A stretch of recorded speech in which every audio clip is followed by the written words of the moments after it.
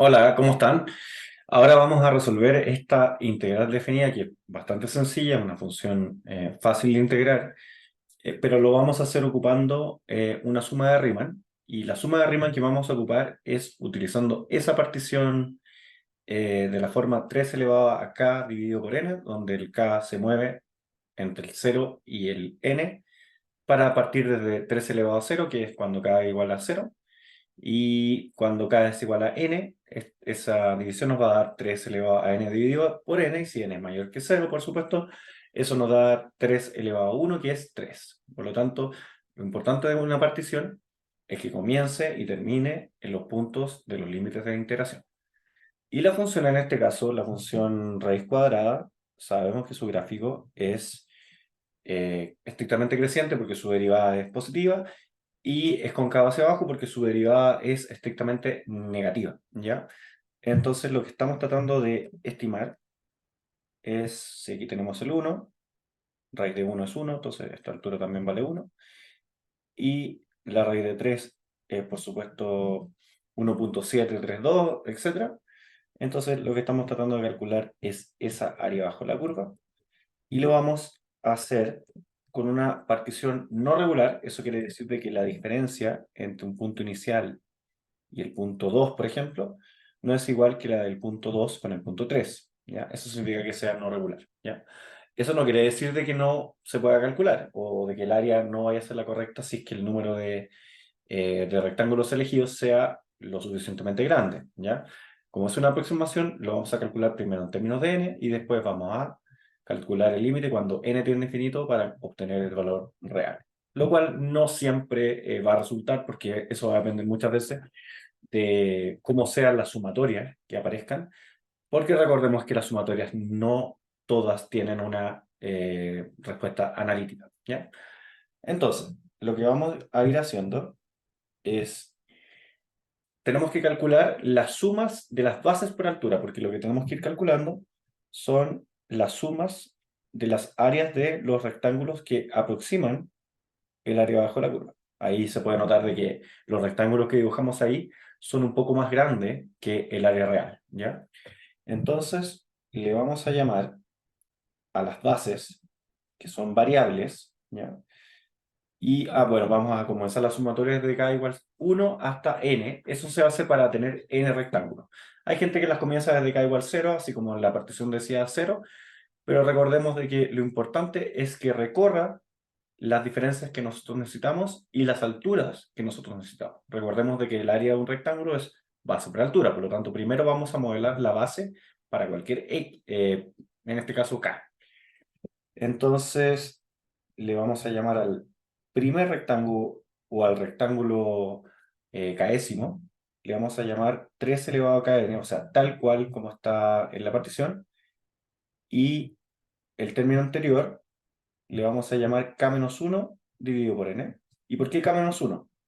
Porque lo que estamos haciendo es decir, cuando k vale 1, el primer rectángulo tiene que tener de distancia 3 elevado a 1 sobre n menos 3 elevado a 0 sobre n, que es 1. O sea, estamos calculando este 1 y este es 3 elevado a k dividido por n. Por supuesto que si n es muy grande, están cada vez más chicos, cada vez más juntos esos dos valores, pero es para ilustrar lo que está pasando. Y ahora lo que tenemos que elegir es una altura, ¿ya? Entonces lo que dice la regla de la suma, los teoremas asociados a las sumas de Riemann, es que nosotros podemos tomar cualquier altura, la izquierda, la derecha, incluso un promedio entre las dos, o el punto medio, etc. Entonces, para no complicar, lo que vamos a hacer es tomar la altura de la derecha, ¿ya? Que es un poco más grande que el valor real que deberíamos tomar. Por lo tanto, vamos a decir que f es la función raíz de x, y se la vamos a aplicar. Podríamos haberlo hecho con el 3x menos 1 dividido por n, pero lo vamos a hacer con el de la derecha, que es 3 elevado a k dividido por n sin el menos 1.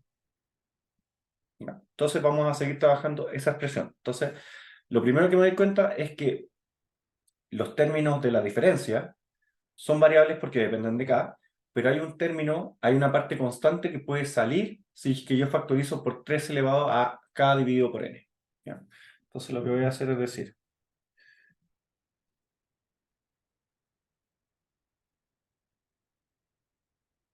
voy a factorizar por 3 elevado a k dividido por n, porque veo que ese es el término que se repite en los dos sumandos, en este caso una resta. Entonces, si yo factorizo, me va a quedar factor de 1, porque está tal cual, menos 3 elevado a menos 1 dividido por n, que es lo mismo de decir 1 por el negativo, este negativo, no este, y 3 elevado a 1 sobre n es raíz enésima, ojo con ese concepto, raíz enésima de 3. O sea, si el n fuera 4, sería raíz cuarta, si el n fuera 1000, sería raíz milésima, y ahí sucesivamente.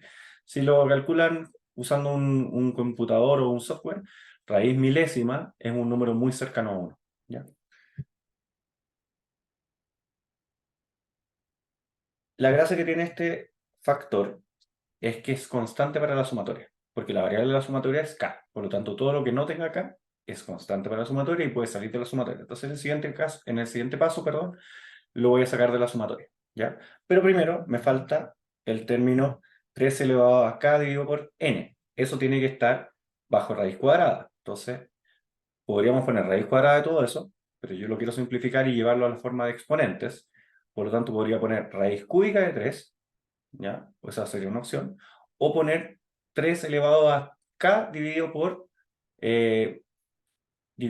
2n. O sea, lo que quiere decir raíz 2 enésima de 3. ¿Ya? Entonces, para no poner raíz 2 enésima, que no está mal, pero lo quiero llevar a la forma más simple posible, lo voy a dejar como raíz de 3.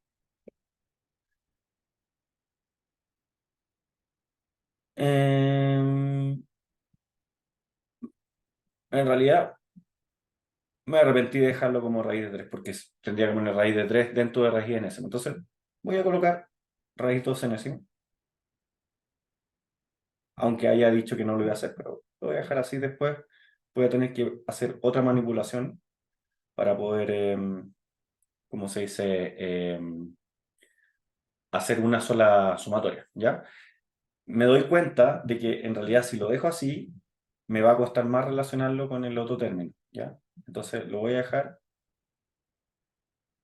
aunque esta es la tercera opción que dije, pero después se van a dar cuenta por qué es mejor así.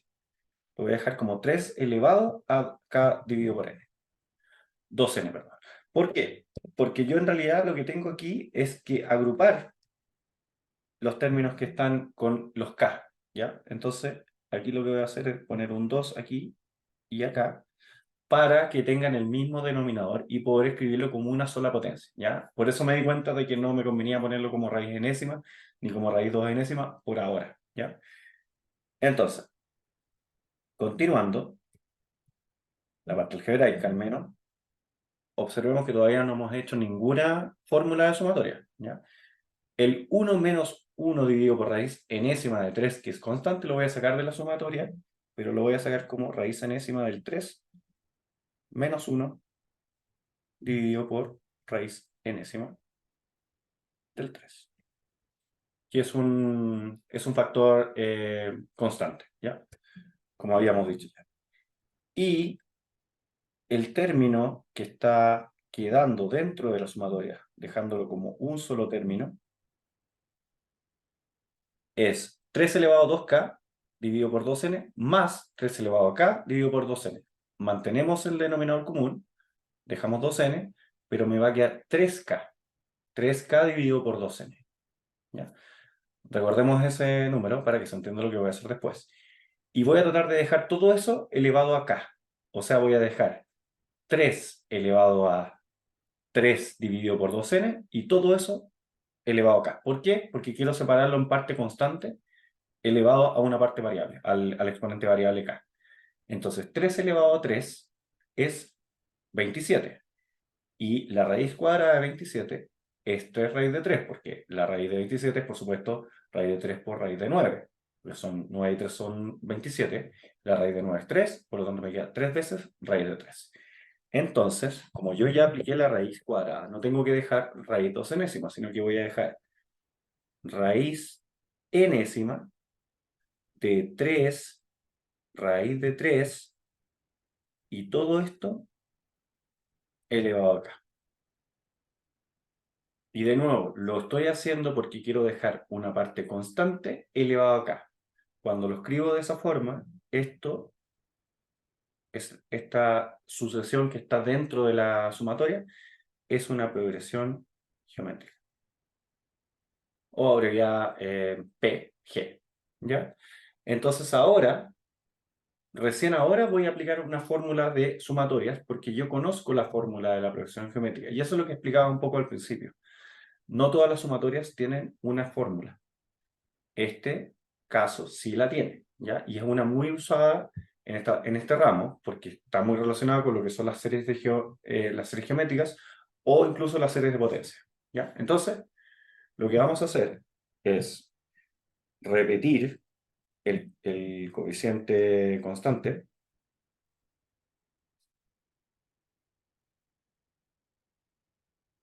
que está afuera, ahí, y ahora voy a aplicar la fórmula de la sumatoria. Entonces, la fórmula de la sumatoria dice que es el primer término. Y el primer término es la raíz enésima de 3 raíz de 3 elevado a 1. Vamos a escribir el elevado a 1 para que se entienda que es el primer término y que no aparece porque sí, ¿ya? Luego tiene que aparecer un paréntesis con el término constante que está en el exponente, en la base, perdón, elevado al número de términos. El número de términos, recuerden que se calcula como el número de arriba, n, menos el número abajo, 1, más 1. N menos 1 más 1, n. Pero nosotros sabíamos que son n términos porque son n rectángulos, ¿ya? Todo esto menos 1. Y notamos de que raíz enésima y n son funciones o sucesiones inversas en el fondo. Por lo tanto, se van a simplificar y me va a quedar simplemente 3 raíz de 3, que es la raíz de 27, que es un número. Y abajo tiene que aparecer la misma base, o sea, la raíz enésima de 3 raíz de 3 menos 1. Esto es la fórmula de la progresión geométrica con primer término k igual a 1 y base raíz enésima de 3 raíz de 3. Yo sé que es raro que la base sea raíz enésima de 3 raíz de 3, pero de nuevo, todo lo que depende de n, aunque parezca variable, es constante para la sumatoria. Y el problema está resuelto desde el punto de vista de la álgebra que está detrás, porque ahora mi resultado depende exclusivamente de n, ¿ya? Para todo n, yo tengo una aproximación. Y la lógica dice que si yo tengo, por ejemplo, dos rectángulos, que sería algo así, si yo reemplazo esta expresión por 2, voy a tener la aproximación que equivale a esos dos rectángulos de esa configuración como yo lo definí, ¿ya? Si es S3, vamos a tener otra configuración, pero siempre el área va a ser más grande que el área real, ¿ya? Entonces lo que vamos a hacer ahora, voy a pausar el video para borrar un poco, y voy a intentar calcular el límite, cuando n tiende a infinito, de S sub n, y ese debería ser el valor exacto de la integral indefinida que definimos a un principio, valga la redundancia. Ya, entonces lo que hice ahí fue traspasar solamente la sucesión S sub n, que habíamos calculado en los pasos previos, y ahora vamos a calcular ese límite haciendo algunos repasos sobre algunas sucesiones que aparecen aquí. Sobre todo si no conocen mucho de sucesiones, hay personas de que tienen sucesiones en el ramo anterior a este o en otro ramo, pero de todas formas se hace un pequeño repaso a las personas que no han tenido esta parte del curso, en un capítulo de sucesiones especializadas, pero vamos a comentar algunas cosas. Lo primero es que vamos a tratar de resolver este límite. Voy aquí a borrar el gráfico porque ya no lo necesito. Y vamos a dar un comentario de que límite cuando n tiende a infinito, voy a ocupar n minúsculo en este caso, pero porque estoy haciendo un ejemplo solamente, de la raíz enésima de a vale 1, sí, solo sí, a es mayor a 1 porque en realidad la sucesión raíz enésima de a, si a es negativo no está bien definida, ¿ya? Por eso hago perdón, mayor que 0. Dije 0, pero escribí 1, ¿ya? O sea, si a es positivo, la raíz enésima de a, cuando n tiende a infinito, como límite, vale 1, ¿ya? Eso no quiere decir de que sea alguna vez 1 cuando el n es muy grande. Es la misma definición de límite que ustedes ya conocen. O sea, cuando el n es infinitamente grande, lo cual no se puede hacer, el resultado tiende a 1, ¿ya? Entonces, eso quiere decir de que mi expresión, que está acá, es del tipo 0 dividido por 0. Porque tengo este factor que se hace 0 porque cuando hago tender el límite, ese paréntesis se hace 0. Este paréntesis es siempre positivo porque es una constante. De hecho, esto puede salir del límite. Esto no tiende a 0, pero tiende a 1, ¿ya? Por lo tanto, también podríamos decir que es positivo. Esto no tiende a 0, pero también tiende a 1. Por lo tanto, es una parte positiva. Y la parte de abajo, que está aquí, en la parte que se me borró un poco cuando borré todo, tiende a 0. Entonces, por eso el límite tiende a 0, porque tiene dos coeficientes que tienden a 0, uno arriba y uno abajo, ¿ya? Y lo demás se puede ordenar de otra forma. Entonces, lo que voy a decir es que yo me doy cuenta que este factor de acá, el 3 raíz de 3, también lo puedo escribir como raíz enésima de raíz de 3 al cubo.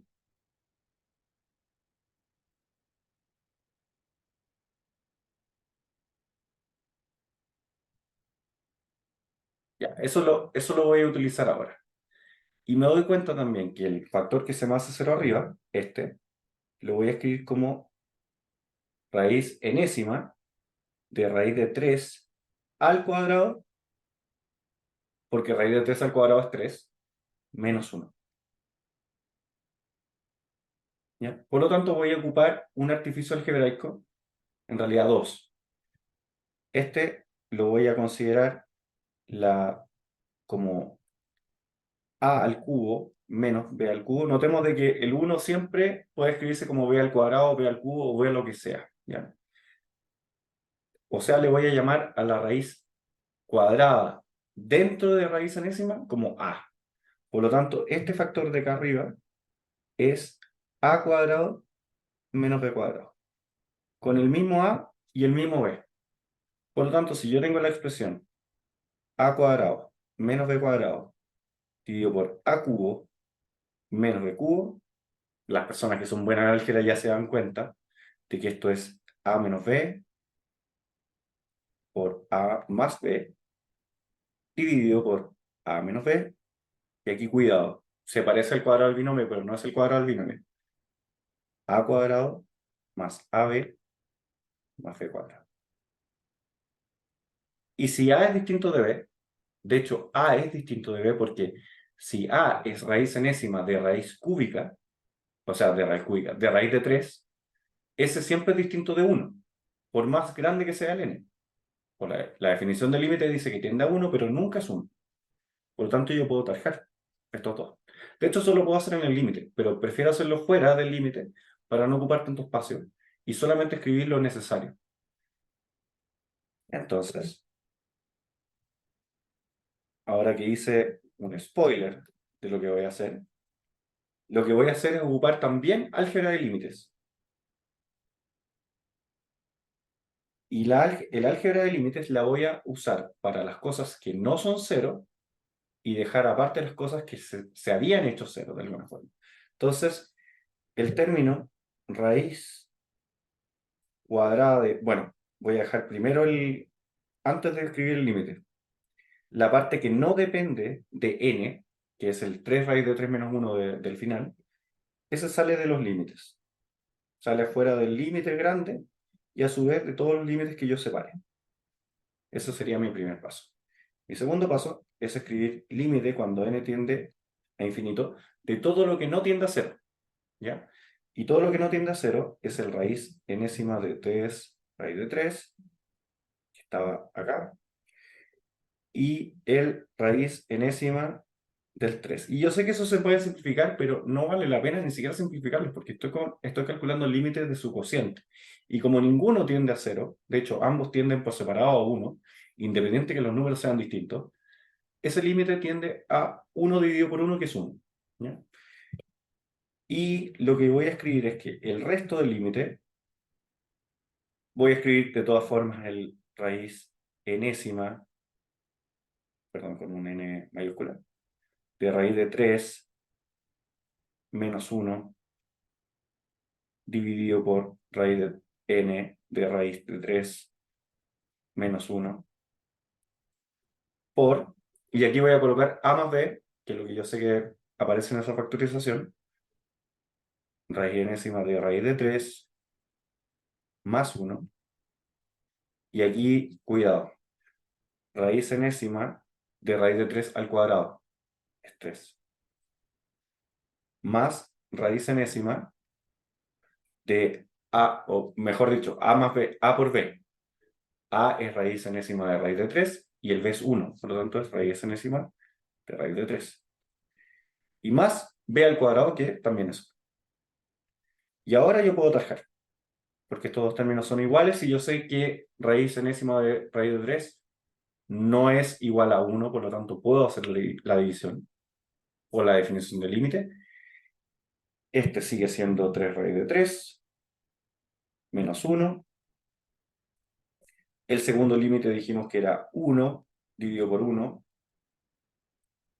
No necesito simplificar, solamente hago tender el límite porque no estoy en presencia de nada que tienda a 0. Y como tarjé aquí, este me queda, haciendo tender el límite, 1, porque es a bajo raíz enésima, más 1. Y lo de abajo, este tiende a 1, raíz enésima de 3 tiende a 1, raíz enésima de raíz de 3 también tiende a 1, y el 1, por supuesto, tiende a 1. Y ahora calculo. Me queda, bueno, si alguien lo quiere escribir así no hay ningún problema. 2 por 3 raíz de 3 es 6 raíz de 3 menos 2.